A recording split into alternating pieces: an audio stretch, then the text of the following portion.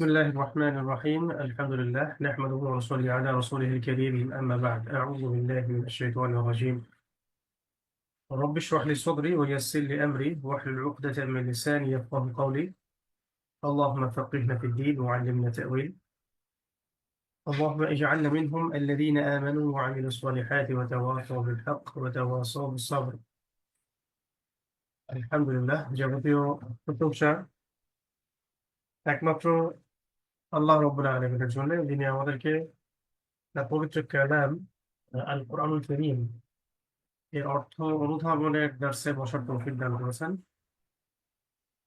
অগণিত অসংখ্য দরুদ এবং সালাত বর্ষিত হোক প্রিয় নবী সাল্লাল্লাহু আলাইহি ওয়াসাল্লামের প্রতি। আল্লাহুম্মা সাল্লি আলাইহি আল্লাহুম্মা বারিক আলাইহি। আজকে আমরা আমাদের তাদাব্বুরে কোরআনের চলমান দার্সে সূরাতুল ইখলাস সম্পর্কে আলোচনা করব ইনশাআল্লাহ। এর আগের ক্লাসগুলোতে আপনাদেরকে সূরাতুল ফাতিহা পড়ানো হয়েছিল এবং সূরা ফাতিহার পরে আমাদের অন্যান্য ওস্তাদগণ তারা নামাজ অংশ থেকে পড়াচ্ছেন। আমি আপনাদেরকে আজকে কোরআন অংশ থেকে পড়াচ্ছি, যেহেতু আমি কোরআন অংশ থেকে শুরু করেছি।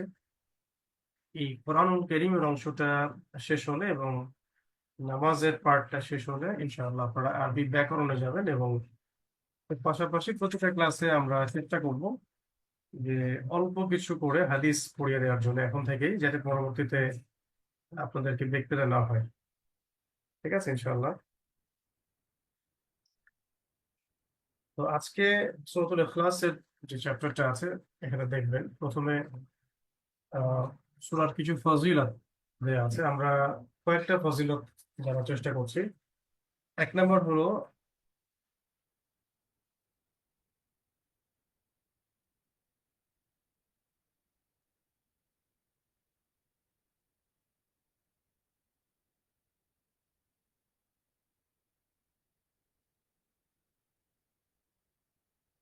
যেটা বলছিলাম যে এক নম্বর ফজিলত হচ্ছে যে সূরাতুল ইখলাস তাওহীদের সূরা। আল্লাহ রাব্বুল আলামিনের পরিচয় এই সূরার মধ্যে আছে। বেলাল রাদিয়াল্লাহু আনহুকে মক্কায় যখন প্রচন্ড নির্যাতন করা হতো, যেটা আমরা সিরাতের ঘটনা থেকে জেনেছি, তার নির্যাতনের বর্ণনা দেওয়া আমাদের পক্ষে সম্ভব না। আহ, আমরা শুধু পড়েছি এতটুকুই। তাকে উত্তপ্ত বালুতে শুইয়ে দেওয়া হতো এবং বুকে পাথর চাপা দেওয়া হতো, বেধড় পেটানো হতো এবং এভাবে সকাল থেকে সন্ধ্যা পর্যন্ত তাকে আহ মক্কার কুরাইশরা নির্যাতন করতে থাকতো। তার তার যে মালিক, মালিক বলতে যে মনিব ছিল, যেহেতু বেলাল রাদিয়াল্লাহু আনহু একজন দাস ছিলেন ওই সময়, তার নাম ছিল উমাইয়া বিন খালাফ। উমাইয়া বিন খালাফ, তো উমাইয়া বিন খালাফের আহ, সাথে সাফওয়ান বিন উমাইয়া, এরপরে আবু জাহেল, আবু লাহাব, উতবা, শাইবা, তারা এই নির্যাতনের দৃশ্যগুলো অবলোকন করত এবং আহ, তৃপ্তির ঢেকুর তুলতো। তো কিছুতেই যখন তাকে ইসলাম থেকে ফেরানো যাচ্ছিল না, তখন তারা তারা শেষে গিয়ে একটা অপশন দেয় তাকে যে যদি তুমি লাত এবং উজ্জার নামে কসম করো বা এতটুকু বলো যে মুহাম্মদ মিথ্যাবাদী, নাউযুবিল্লাহি মিন যালিক, তাহলে তোমাকে আমরা ছেড়ে দেবো, নির্যাতন করবো না, আযাব দিব না। তখন বিলাল রাদিয়াল্লাহু আনহু একটা শব্দ বলতেন, আহাদুল আহাদ, আহাদুল আহাদ। আমি যে আল্লাহর ইবাদত করি সে আল্লাহ এক, সে আল্লাহ এক, সে আল্লাহ এক, আল্লাহ এক। এই কথাটা তিনি বলতেন দৃঢ়তার সাথে, আহাদুল আহাদ। বদর যুদ্ধে এটাই ছিল মুসলিমদের স্লোগান, শিয়ারুল ইয়াউম, কামা আমারা রাসূলুল্লাহ, যেমনটা আহ, হামজা রাদিয়াল্লাহু আনহু বলেছিলেন। সেটাও ছিল আহাদুল আহাদ। এখন এই যে আহাদ শব্দটা, আল্লাহ এক, আল্লাহ পাকের কাছে মানে এই এই যে বেলাল রাদিয়াল্লাহু আনহুর যে ইস্তেকামা, এটা এতটা মাকবুল হয়েছে, এতটা কবুল হয়েছে যে আল্লাহ রাব্বুল আলামিন আল কোরআনুল কারীমে এই আহাদ শব্দ এবং গুণবাচক নাম দিয়ে সূরা ইখলাস নাজিল করে দিয়েছেন, যে সূরা আহ কোরআনুল কারীমের 1/3 সমান। 3 বার পাঠ করলে ইনশাআল্লাহ এক খতমের নেকি হয়ে যাবে। 10 বার পাঠ করলে ইনশাআল্লাহ তার জন্য জান্নাতে একটা ঘর নির্মাণ করা হবে।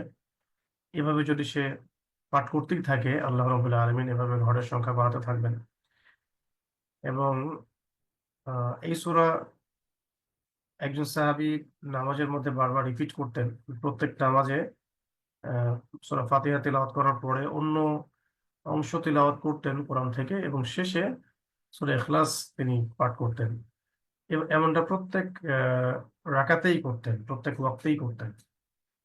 তো পিছন থেকে জাহেরি নামাজে সাহাবায়ে কেরাম যখন এটা শুনতেন, তখন কয়েকজন সাহাবী রাসূল সাল্লাল্লাহু আলাইহি ওয়াসাল্লামকে এই বিষয়টা অবগত করলে তিনি সেই ইমাম সাহাবীকে ডেকে জিজ্ঞাসা করেছিলেন যে তুমি এমনটা কেন করো?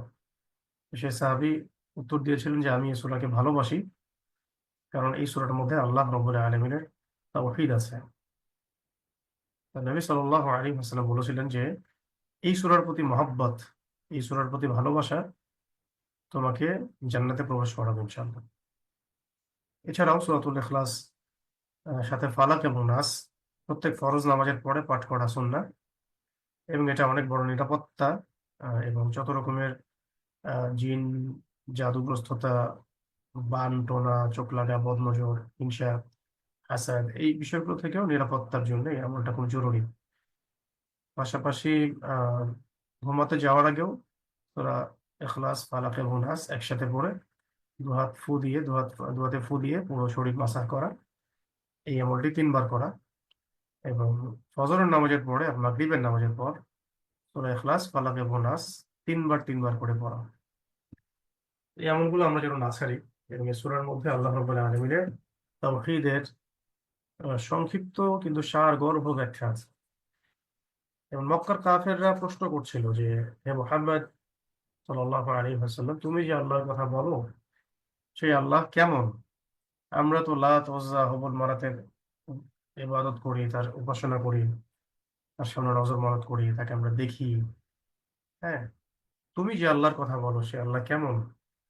তোমার আল্লাহর সংজ্ঞা কি? তোমার আল্লাহ এর ব্যাপারে আমাদেরকে জানাও। তখন আল্লাহ রাব্বুল আলামিন এই সূরা নাযিল করেছেন যে আল্লাহু আহাদ, আল্লাহ এক, আল্লাহ একজন, একক, অদ্বিতীয়, তার কোনো দ্বৈত সত্তা নাই। তিনি as-সামাদ, তিনি হচ্ছেন অমুখাপেক্ষী, কারো মুখাপেক্ষী নন। তিনি কাউকে জন্ম দেন নাই, কারো নিকট থেকে জন্ম নেনওনি। এবং কোনো সত্তা তার সমতুল্য কোনো সত্তার কোনো অস্তিত্ব নেই।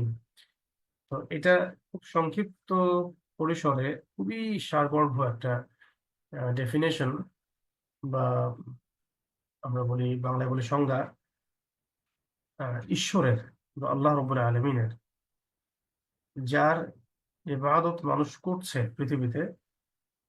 সেই সত্তা যদি এই 4টা গুণাবলীর সবগুলো ধারণ করেন, তাহলে নিঃসন্দেহে তিনি ছাড়া কোনো ইলাহ নাই। আর মানুষ আল্লাহকে বাদ দিয়ে অন্য যে গায়রুল্লাহর ইবাদত গুলো করছে, তাদের মধ্যে এই চারটার সমন্বয় কখনোই সম্ভব নয়। যেমন কেউ যদি মূর্তির পূজা করে, তাহলে এই মূর্তি একটা নয়, একক নয়, এরকম অনেক মূর্তি আছে, অনেক মূর্তি আছে, সেই মূর্তি অদ্বিতীয় নয়। কেউ যদি বলে যে আমি যার ইবাদত করছি সেই ঈশ্বর, ভগবান, তাদের দেবতা, নাউজুবিল্লাহ, তাহলে তাকে আসমাদ হতে হবে, অমুখাপেক্ষী। অথচ আমরা দেখি যে একটা মূর্তি নিজের গায়ের মাছি তাড়াতে পারে না, তো সে অমুখাপেক্ষী নয়, সে বরং মাছি তাড়ানোর জন্যও অন্যের মুখাপেক্ষী। লাম ইয়ালিদ ওয়া লাম ইউলাদ, আমরা ইহুদি খ্রিস্টানদেরকে বলতে শুনি। ইহুদিরা বলে যে ওজায়ের আলাইহিস সালাম আল্লাহর সন্তান। নাসারা তারা বলে যে ঈসা ইবনে মারইয়াম আল্লাহর সন্তান। নাউজুবিল্লাহ। আল্লাহ হতে হলে, একজন একজন সত্তাকে আল্লাহ হতে হলে সন্তান জন্ম দেওয়া যাবে না। সন্তান তো জন্ম দেওয়া যাবেই না, কারো থেকে জন্মিত হওয়া যাবে না। মহাবিশ্বে এমন কোনো সত্তা নাই আল্লাহ রাব্বুল আলামিন ছাড়া, যিনি কাউকে জন্ম দেন নাই, কারো নিকট থেকে জন্মিতও নন। আর সে ক্ষেত্রে আরো স্ট্রং, আরো কঠিন, যে তার সমতুল্য আর কিছু হতে পারবে না, তার সমতুল্য আর কিছুই হতে পারবে না। তো আমরা যদি বলি যে আহ, একজন ব্যক্তি আরেকজন ব্যক্তি থেকে 1000 গুণ বেশি শক্তিশালী, এটাও তুলনা হচ্ছে, এটাও একটা ক্যালকুলেশন হচ্ছে, কিন্তু আল্লাহ রাব্বুল আলামিনের সমতুল্য কোন সত্তা, এটা কোনোভাবেই ক্যালকুলেট করার মতো আহ আসলে সামর্থ্য, সাধ্য থাকবে না। এটা হচ্ছে আল্লাহ পাকের অনেক বড় সিফাত, যে তার সমতুল্য কিছুই হতে পারে না। কোনো কিছুকে তার সাথে তুলনা করার পসিবল না। যে আল্লাহ পাক এমন, আল্লাহ পাক আল্লাহ রাব্বুল আলামিন 1 লক্ষ ফেরেশতার শক্তির সমান, নাউযুবিল্লাহি মিন যালিক। বা আল্লাহ রাব্বুল আলামিন 1 লক্ষ কোটি মানুষের শক্তির সমান, নাউযুবিল্লাহি মিন যালিক। মানে এমন করে কোনো তুলনাও করা সম্ভব না। আল্লাহ রাব্বুল আলামিন এমন একজন অদ্বিতীয়, অমুখাপেক্ষী এবং প্রচন্ড শক্তিধর মহাপরাক্রমশালী সত্তা। তো এখানে আমরা আগে অর্থগুলো দেখবো, পরে তাফসিরগুলো আমরা আমাদের বাসায় যে তাফসিরের কিতাবগুলো আছে এগুলো থেকে পড়ে নিব। আমি একটা কিতাব সাজেস্ট করতেছি, যেটা হচ্ছে তাফসিরে মাআরিফুল কোরআন, তাফসিরে মাআরিফুল কোরআন। এটা বাসায় থাকা চাই আপনাদের। এটা সহজবোধ্য, সবাই পড়তে পারি ইনশাআল্লাহ, জেনারেল শিক্ষিতরা পড়তে পারবো ইনশাআল্লাহ। পরে ইনশাআল্লাহ আস্তে আস্তে আমি আরো কিছু তাফসিরের নাম বলবো, আগে এটা বললাম, এটা কিনুন, এগুলো থেকে তাফসিরগুলো শিখবেন। আর এখানে আমরা অর্থগুলো ওয়ার্ড বাই ওয়ার্ড শিখছি, সামারি গুলো বলছি, পাশাপাশি শিক্ষা বলছি, এবং শানে নজুলটাও বলছি। শানে নজুল মানে আহ, কোন প্রেক্ষাপটে এটা নাজিল হয়েছিল।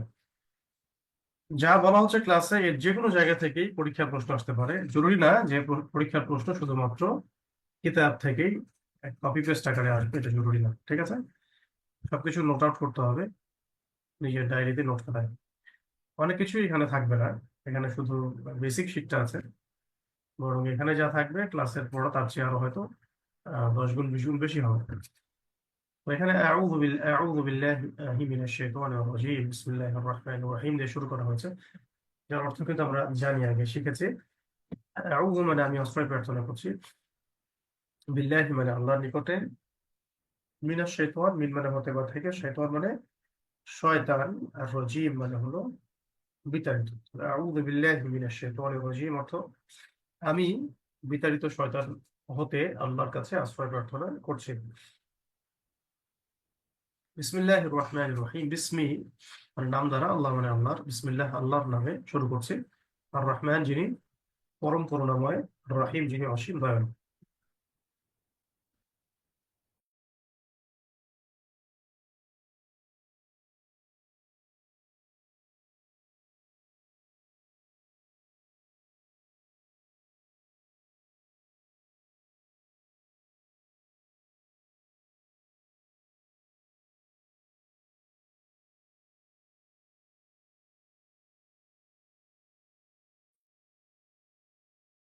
ওকে, তাহলে আউযু বিল্লাহি বিসমিল্লাহর পরে আমরা সূরা ইখলাসের শুরুতে আসছি। কুল মানে বলুন, কুল মানে বলুন, মনে রাখবেন। কফ দিয়ে যেটা, এটা অর্থ বলুন। কুল মানে বলুন এক বচনে, আর কুলু মানে তোমরা বলো। কুল মানে তুমি একজন বলো, আর কুলু মানে তোমরা সবাই বলো। আচ্ছা, আর যদি ছোট কাপ দিয়ে হতো তাহলে অর্থ দাঁড়াতো খাও। কুল মানে খাও, এবং কুলু মানে তোমরা সবাই খাও।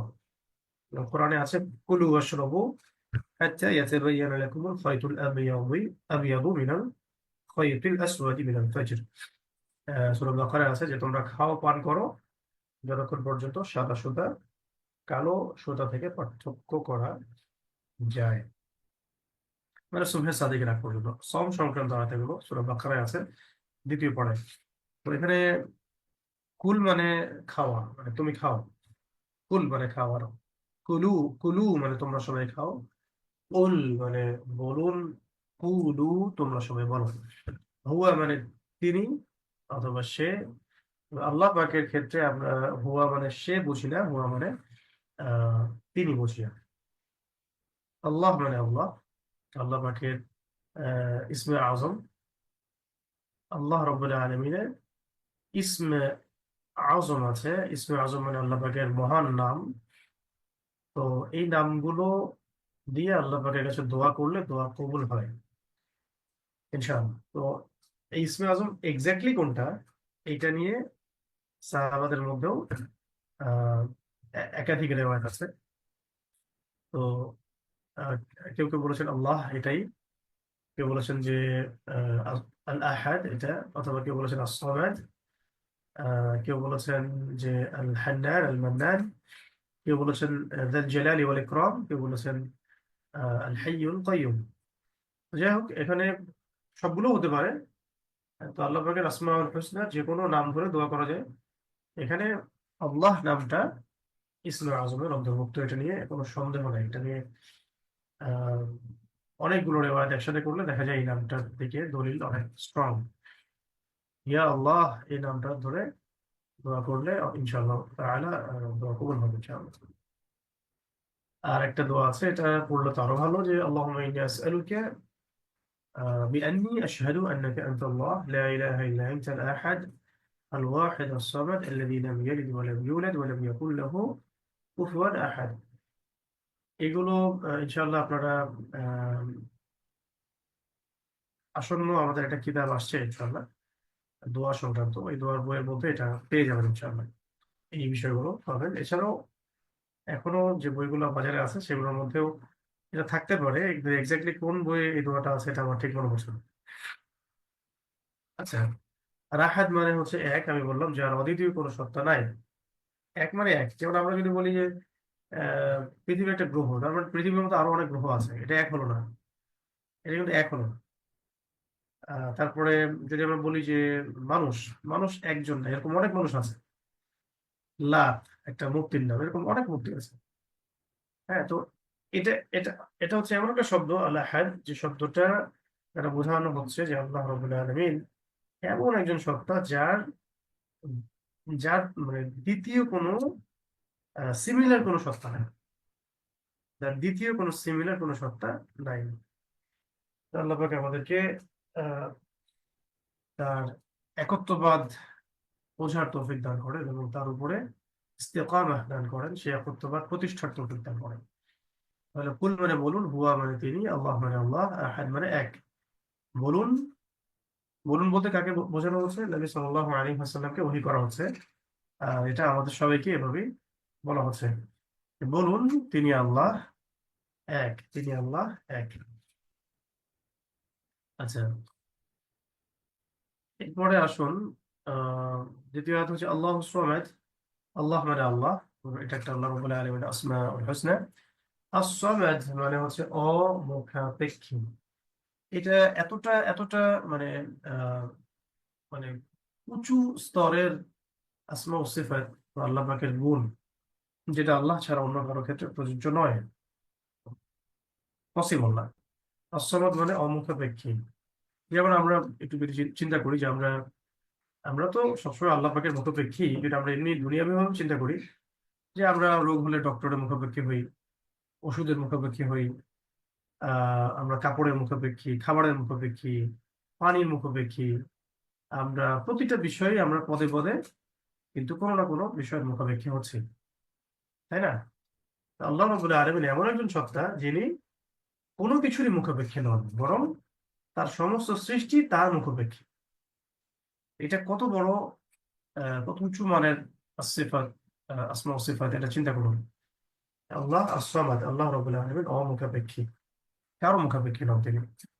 মানে এমন এমন এমন হাদিস এসেছে যে পৃথিবীর সমস্ত মানুষ, যারা চলে গেছে, যারা আছে, যারা আসবে, সবাই সবাই যদি একটা ময়দানে সমবেত হয়, সমস্ত জিন একটা ময়দানে সমবেত হয়, আল্লাহ পাকের সমস্ত মাখলুক সবাই মিলে একটা ময়দানে যারা যদি কিনা সমবেত হওয়া যায় বা করানো হয়, এবং আল্লাহ পাক যদি সবার হাজত গুলো পূরণ করে দেন, তবু আল্লাহ পাকের খাজানা থেকে এক চুল পরিমাণও কমে যাবে না। আবার এই সমস্ত সৃষ্টি যদি সবাই মিলে আল্লাহ পাকের ইবাদত করে, তবু আল্লাহ পাকের কিছু যায় আসে না। আল্লাহ পাক যেমন ছিলেন তেমনই থাকবেন। এমন না যে ইবাদতের দরুন আল্লাহ রাব্বুল আলামিনের শক্তি বৃদ্ধি হবে, নাউজুবিল্লাহ, এমনও নয়। আল্লাহ পাক যেমন ছিলেন তেমনই থাকবেন। আবার এই সমস্ত মাখলুক যদি একসাথে ঐক্যবদ্ধ ভাবে আল্লাহ পাকের বিরোধিতা করে এবং আল্লাহর সাথে কুফরি করে, শিরক করে, নাউজুবিল্লাহ, তবু আল্লাহ পাকের কোনো কিছু যায় আসবে না। বা এমন নয় যে আল্লাহ পাকের কোনো শক্তি কমে যাবে বা মান সম্মান কমে যাবে, নাউজুবিল্লাহ। আল্লাহ যেমন ছিলেন তেমন আছেন তেমন থাকবেন, তিনি as-সামাদ, মুখাপেক্ষী, কারো মুখাপেক্ষী নন, এবং সমস্ত মাখলুক আল্লাহ সুবহানাহু ওয়া তাআলার মুখাপেক্ষী।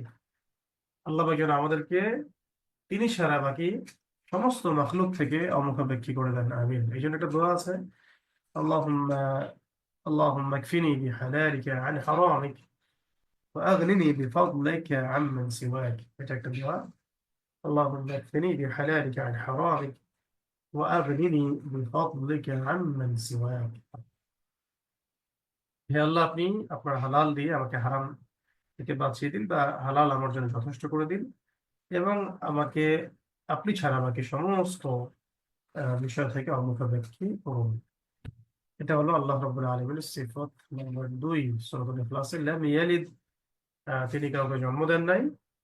লাম ইয়ালিদ মানে তিনি কাউকে জন্ম দেন নাই। তো আহ, আল্লাহ সুবহানাহু ওয়া তাআলা এমন একজন সত্তা যিনি কাউকে কখনো জন্ম দেন নাই, অথচ আমরা ইহুদিদেরকে বলতে শুনি যে ওয়াকালাতিল ইয়াহুদু উযায়রুন ইবনুল্লাহ, ইহুদিরা বলে যে উযায়র আলাইহিস সালাম আল্লাহর সন্তান।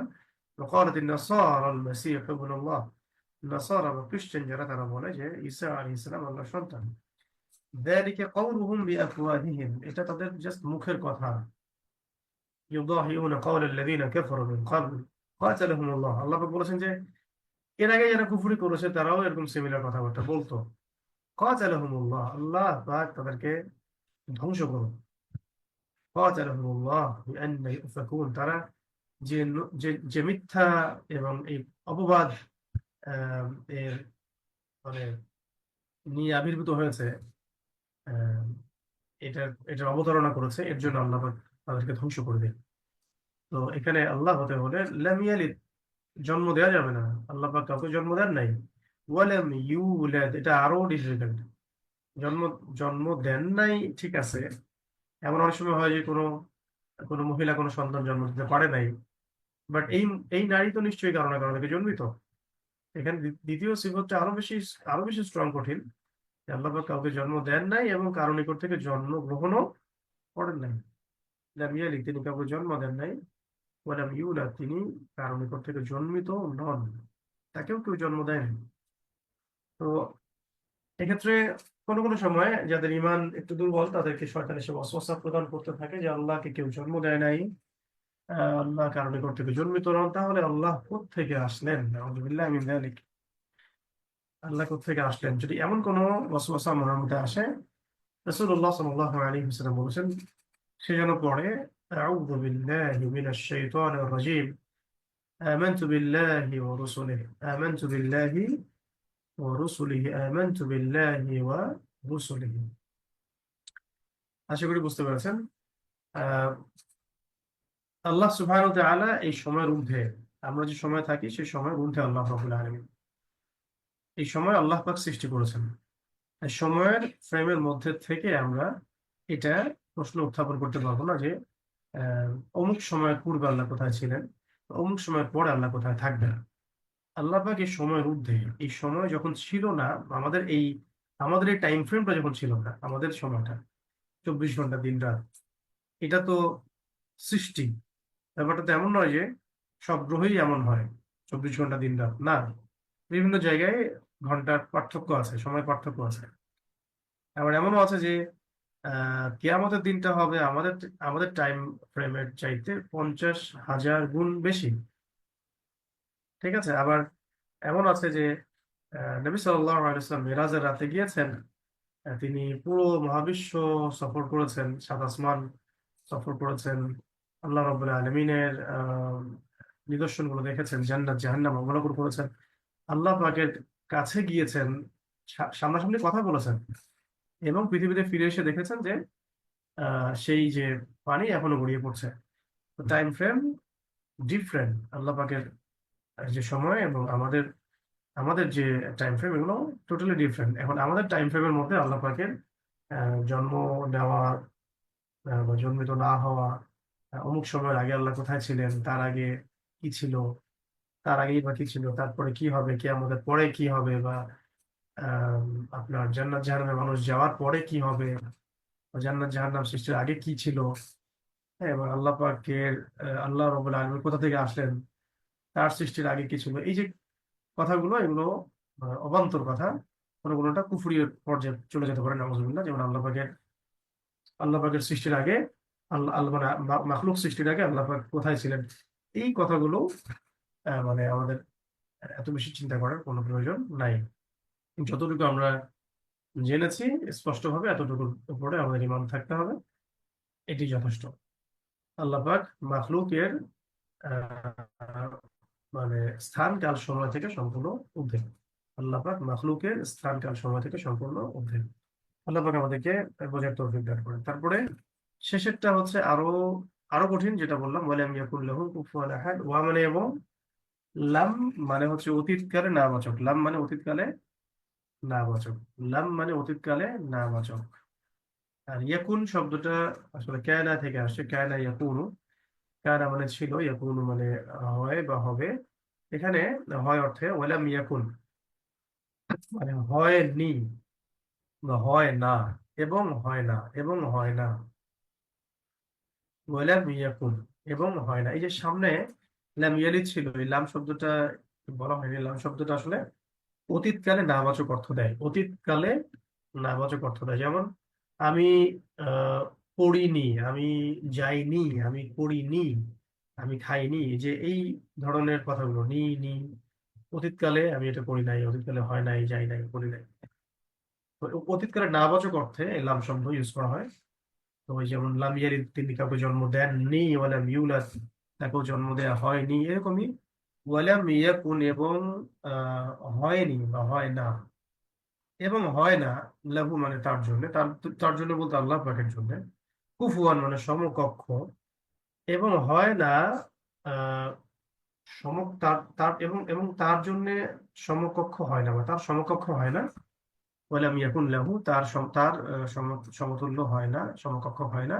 আহাদ মানে কেউই, মানে তার সমতুল্য বা সমকক্ষ কেউই নেই, হতে পারে না।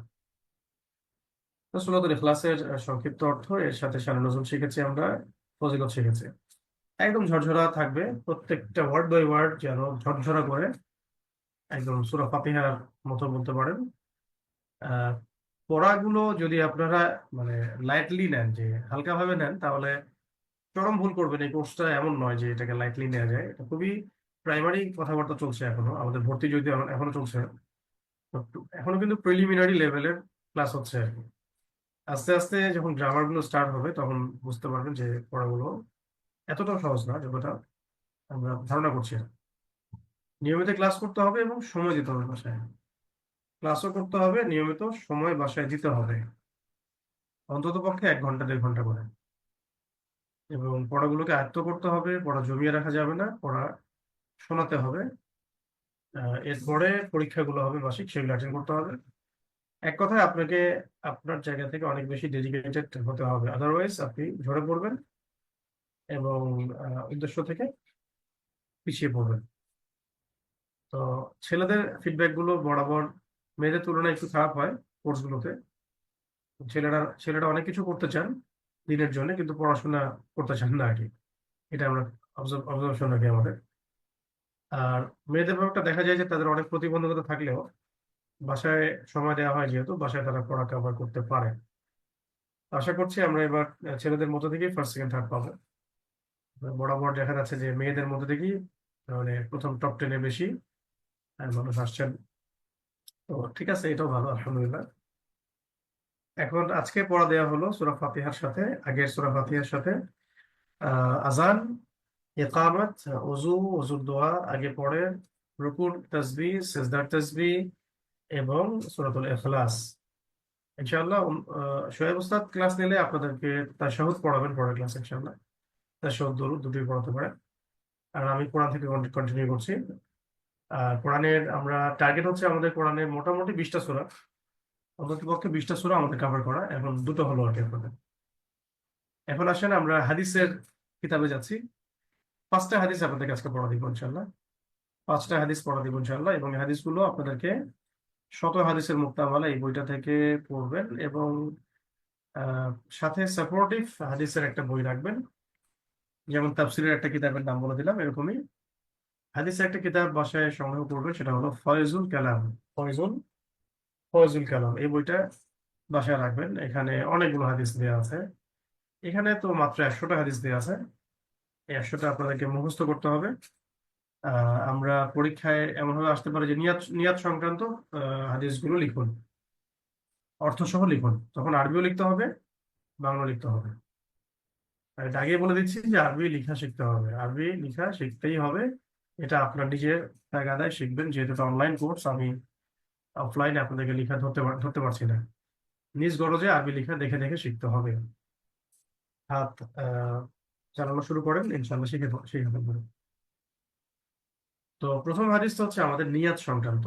রাসূলুল্লাহ সাল্লাল্লাহু আলাইহি ওয়াসাল্লাম ক্বালা, মানে বলেছেন রাসূলুল্লাহ সাল্লাল্লাহু আলাইহি ওয়াসাল্লাম বলেছেন যে ইন্নামাল আমালু বিন্নিয়াত, ইন্নামা নিশ্চয়ই, আল আমাল মানে কাজ সমূহ, আমাল শব্দটা বহু বচন, আমালুন এক বচন, আমাল মানে বহু বচন, বিন্নিয়াত নিয়াতের উপরে। তাহলে ইন্নামাল আমালু বিন্নিয়াত, নিঃসন্দেহে বা নিশ্চয়ই প্রতিটা কাজের ফলাফলই নিয়াতের উপরেই ডিপেন্ড করে। প্রত্যেকটা কাজের ফলাফল নিয়াতের উপর ডিপেন্ড করে বা নির্ভর করে। হাদিস নাম্বার 2, এটাও নিয়াত সংক্রান্ত, নিয়াত অধ্যায়ে আনা হয়েছে। ইন্নামাল আমালু বিল খাওয়াতিম, সিমিলার সেন্টেন্স। ইন্নামাল আমালু বিন নিয়াত আর ইন্নামাল আমালু বিল খাওয়াতিম। তো ইন্নামা নিশ্চয়ই, আল আমাল মানে আমল সমূহ, বিল খাওয়াতিম মানে শেষ পরিণতি, খতম মানে শেষ হওয়া, খাওয়াতিম মানে আমল সমূহের শেষ পরিণতি।